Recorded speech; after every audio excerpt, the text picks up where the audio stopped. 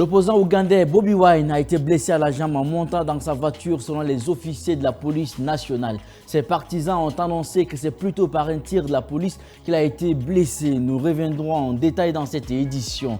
Naufrage au large du pas de Calais. Le bilan provisoire fait état de 12 migrants morts, 2 autres portés disparus et plusieurs blessés suite à une dislocation lors de la traversée de la Manche. C'est tout pour les titres de cette édition.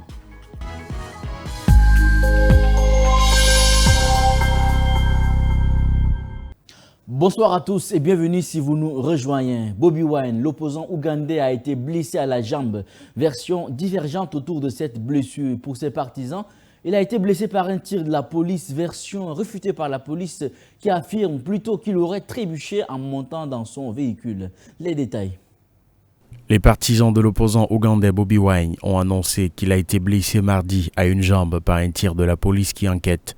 Des officiers affirmant qu'il aurait trébuché en montant dans son véhicule. L'ancien chanteur, âgé de 42 ans, est le visage de l'opposition au régime du président Yoweri Museveni qui tient le pays d'une main de fer depuis 1986. Il a été arrêté ou assigné à résidence à de multiples reprises ces dernières années. Les versions divergent sur les faits qui se sont déroulés mardi en fin de journée à Bulindo, localité située à une vingtaine de kilomètres de la capitale Kampala, où Bobi Wine rendait visite à l'un de ses avocats. Un premier message posté sur le compte officiel du leader de la plateforme d'unité nationale a annoncé qu'il avait été transporté en urgence à l'hôpital après avoir été blessé à la jambe par un tir de la police. La police et l'armée sous le commandement d'un certain Tewesigye ont encerclé nos véhicules et ont commencé à tirer des balles réelles, des grenades lacrymogènes et d'autres projectiles. Ensuite détaillé un deuxième message. Dans l'opération, notre président Bobi Wine, qui était clairement visé, a été blessé à la jambe par un tir, ajoute-t-il, en dénonçant une nouvelle tentative contre la vie de notre président menée par le régime de Museveni. Des vidéos diffusées sur les réseaux sociaux montrent Bobi Wine, conscient, la jambe gauche ensanglantée, en train d'être évacué par des partisans. La police a de son côté affirmé dans un communiqué qu'après la visite à son avocat, Bobi Wine et son équipe sont sortis de leur voiture et se sont lancés dans une procession jusqu'à la ville de Bulindo. La police lui a déconseillé de le faire. Malgré leurs recommandations, il a insisté pour continuer et bloquer la route, ce qui a conduit la police à intervenir, ajoute-t-elle. Les policiers sur place affirment qu'il a trébuché en montant dans son véhicule, ce qui a provoqué sa blessure, tandis que Bobi Wine et son équipe affirment qu'il a été blessé par balle, poursuit la police annonçant l'ouverture d'une enquête. Au moins 12 migrants sont morts, 2 autres portés disparus et plusieurs blessés selon un bilan provisoire annoncé par le ministre de l'Intérieur ce mardi 3 septembre. C'était au moment où l'embarcation sur laquelle il tentait de traverser la Manche s'est disloquée. Il s'agit pour l'heure du pire naufrage d'une année déjà très meurtrière. La France réclame un traité migratoire entre Londres et l'Union européenne. L'embarcation se trouvait en difficulté au large de la France, au niveau du Cap Gris-Nez, en fin de matinée ce 3 septembre avec plus de 60 personnes, à bord a indiqué la préfecture maritime de la Manche. Un navire affrété par l'État, le Minsk qu'il avait repéré s'est porté à son secours dès qu'elle s'est disloquée, a rapporté le lieutenant de vaisseau Étienne Baggio à l'AFP. Selon le ministre démissionnaire de l'Intérieur, Gérald Darmanin, le bilan atteint 12 morts, 2 disparus et plusieurs blessés. Le ministre a précisé sur X se rendre sur place.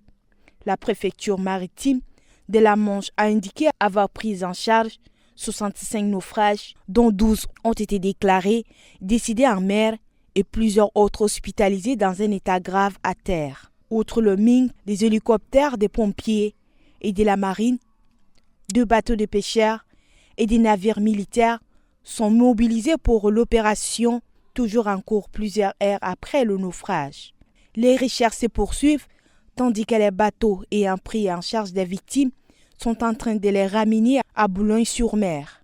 Les drames se sont succédés depuis le début de l'été, lorsque les traversées de la Manche sur des bateaux de fortune se font particulièrement nombreuses sur des embarcations toujours plus chargées. Entre le 12 et le 19 juillet, 6 migrants sont morts dans 3 naufrages distincts sur des embarcations surchargées. 4 le 12 juillet une femme érythréenne le 17 puis un homme le 19. Fin juillet, une femme de 21 ans est morte écrasée sous le poids d'autres passagers d'un canot surchargé et des autres migrants sont décédés dans un naufrage le 11 août au large des Calais. Avant le naufrage du 3 septembre, 25 personnes ayant perdu la vie dans ce traversée depuis le début de l'année 2024, dépassant largement le bilan de l'année 2023, établi à 12 décès. Les traversées illégales de la Manche vers le Royaume-Uni ont atteint un nombre record sur les 6 premiers mois de l'année 2024, selon les autorités britanniques qui décomptent mardi l'arrivée par ce moyen de 21 615 migrants depuis janvier.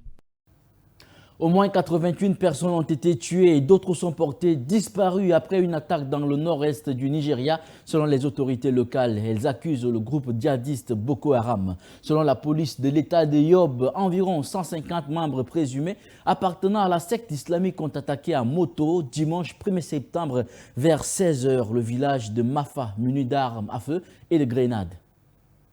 Nous pensons qu'il s'agit de représailles concernant l'assassinat de 2 terroristes de Boko Haram par des groupes d'autodéfense du village, a déclaré à l'AFP le porte-parole de la police du Nigeria, Abdul Karim Dungus.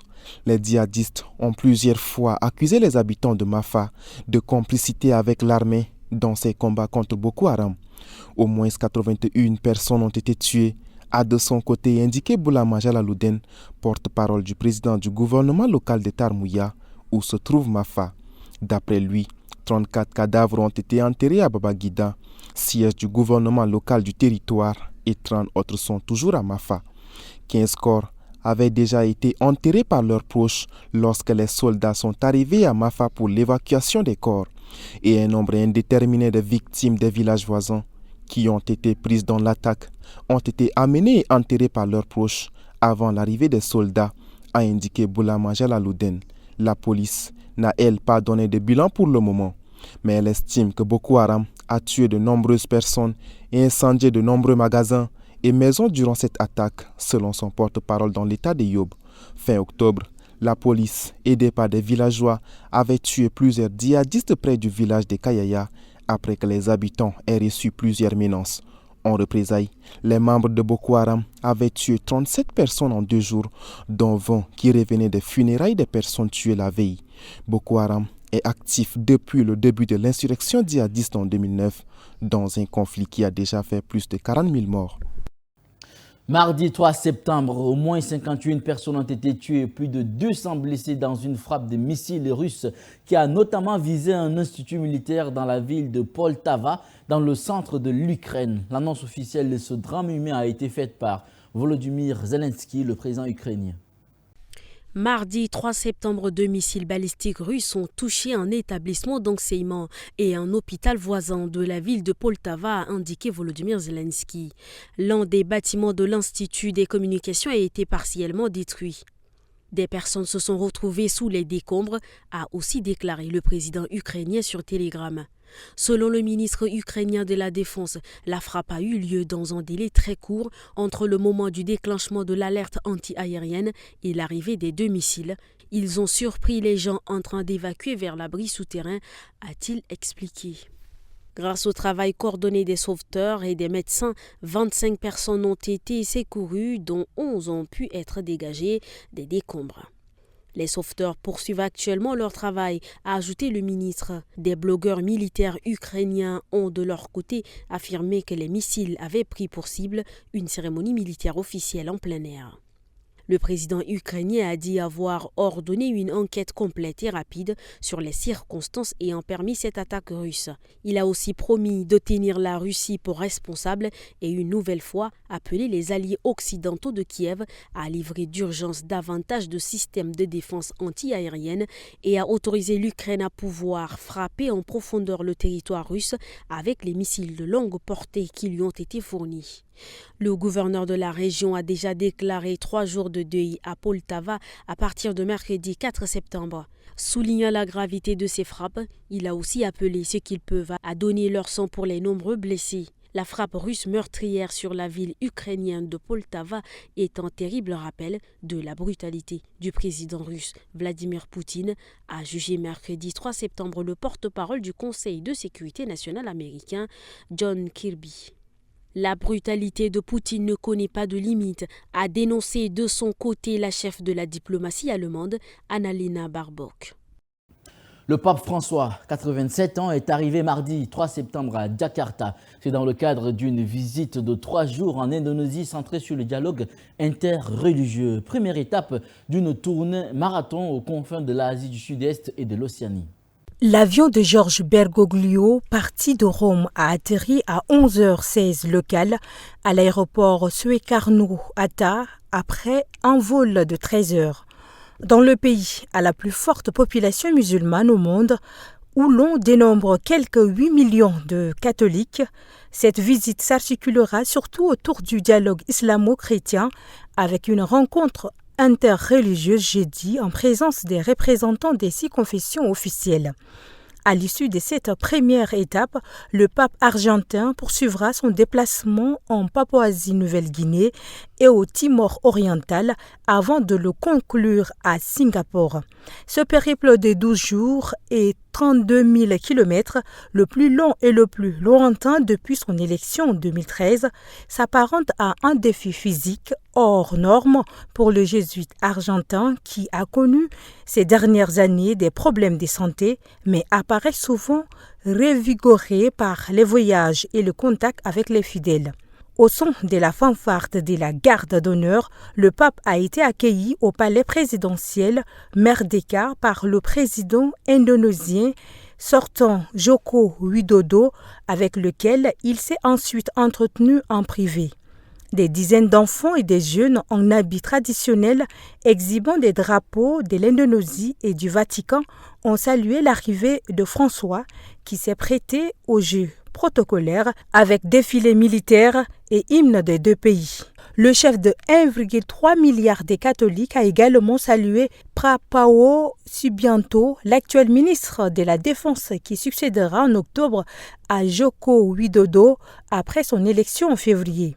À Jakarta, le pape a prononcé un premier discours devant les autorités, les représentants de la société civile et du corps diplomatique du pays où il a appelé à renforcer le dialogue interreligieux pour contrecarrer l'extrémisme et l'intolérance.